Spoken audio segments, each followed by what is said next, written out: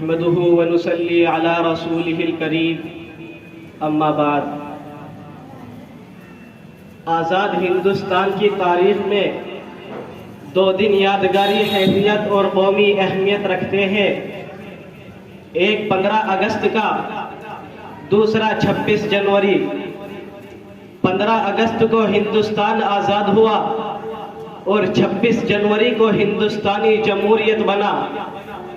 آج 15 اگست ہے، ہندوستان کی آزادی کی سالگرہ۔ 15 اگست سن 1947 کو سرزمین ہند پر وہی سورج طلوع ہوا تھا جو کہ آج طلوع ہوا ہے، لیکن اس وقت سورج کی کرنیں ایک نئی صبح کا پیغام لائی تھی۔ یہ صبح وہی صبح تھی جس کے ظہور سے غلامی کی رات کا اندھیرا ختم ہوا جو 150 برس طویل مدت پر محیط تھا۔ اسی رات تہذیب کے خود ساختہ گورے ٹھیکیداروں کو ہم نے پھول سے معصوم شہزادوں کا خون پیتے دیکھا۔ اسی رات بیٹوں کا سر کاٹ کر تشتی میں سجا کر باپ کے سامنے پیش کیے گئے۔ اسی بھیانک رات میں ہنرمند ماہر استاد کاریگروں کے ہاتھ قلم ہوئے اور انگوٹھے قطع کیے گئے اور کسانوں کی زمینیں چھین کر ان کو در بدر کی ٹھوکریں کھانے کے لیے چھوڑ دیا گیا۔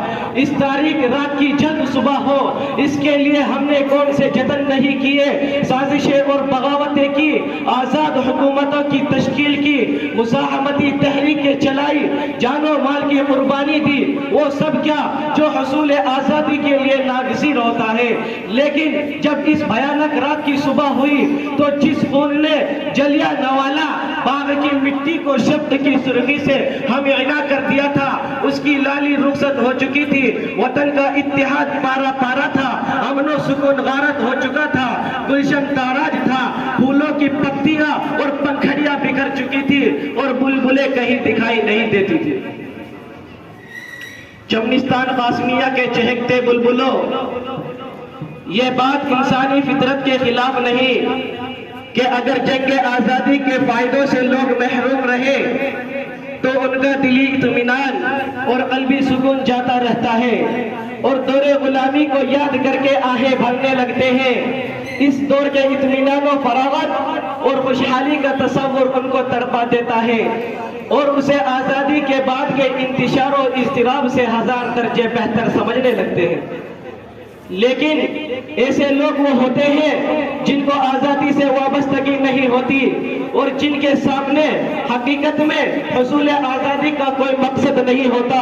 وہ خود تو ہاتھ ہلانا نہیں چاہتے لیکن چاہتے ہیں کہ سب کچھ حکومت کرے، پھر جب ان کی بے عملی کے نتائج ان کے سامنے آتے ہیں تو حکومت اور زمانے کو ہدف تنقید بناتے ہیں۔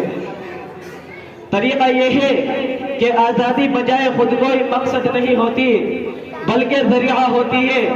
آزادی کے معنی قاعدے قانون اور پابندیوں سے آزادی نہیں۔ آزادی کا مطلب یہ نہیں کہ ہر ضابطہ اور ہر قانون ختم ہو گیا، جو چاہے کرے، کوئی روکنے ٹوکنے والا نہیں۔ ایسی آزادی نہیں، مذاق ہے۔ اگرچہ آج اشوک، اکبر اور شاہ جہاں کی اس سرزمین میں اس کے افسوسناک مظاہرے بھی دیکھنے میں آ رہے ہیں۔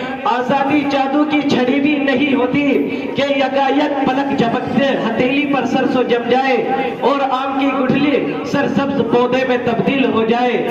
آج 15 اگست کو ہم نے اپنی کامیابیوں اور ناکامیوں کا جائزہ لیا۔ 15 اگست ہمیں جشن شادمانی کی بھی دعوت دیتا ہے۔ اس مدت میں ہم نے کامیابیاں بھی حاصل کی ہے اور اس مدت میں ہم نے اپنی کامیابی حاصل کی ہے۔